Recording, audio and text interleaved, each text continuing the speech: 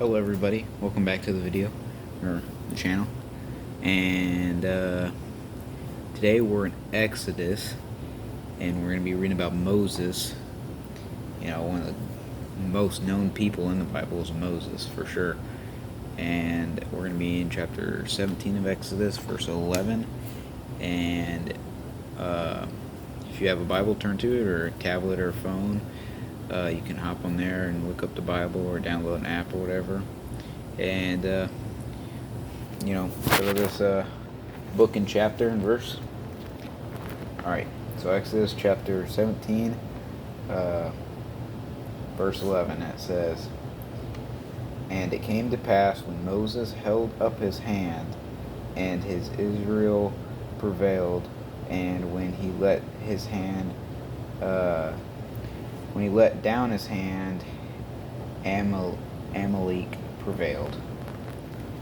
Now, I can't say everything in the Bible.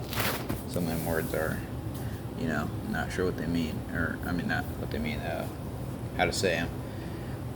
Now, what prevailed means is, I'm pretty sure it means losing, because this has to do with the war. Oh, I didn't mean to hold it over here, sorry.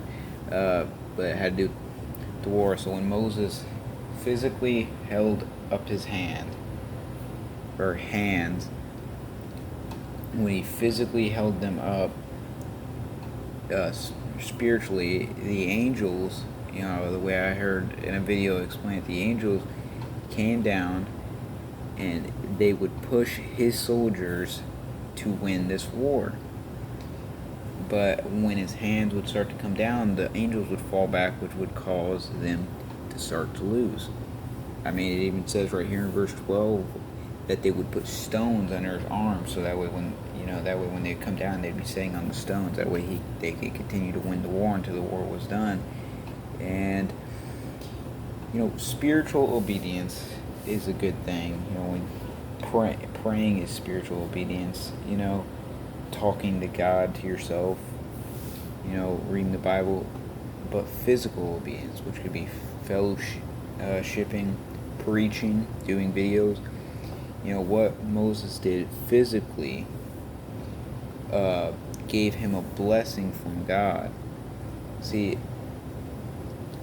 you don't have to just do things, spiritually, or you need to do things physically for God, for sure. And when Moses physically had his arms up in the air, that obedience towards God, God said, okay, you're going to physically obey me.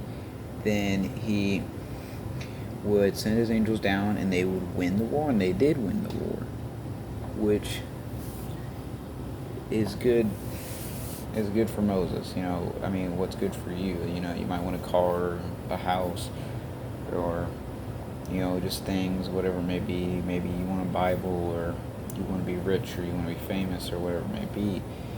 Physically and spiritually obeying God gives you that chance. On Thursday we're going to be going over David, and I think it's David or it's Daniel, I can't remember. The lion den, that's also has to do with physical obedience, and you'll see when we get there. But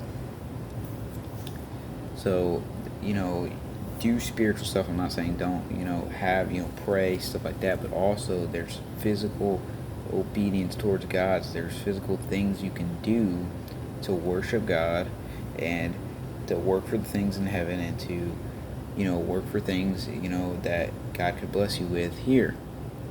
Now remember, things ain't everything here, because the more stuff you want to work for is in heaven.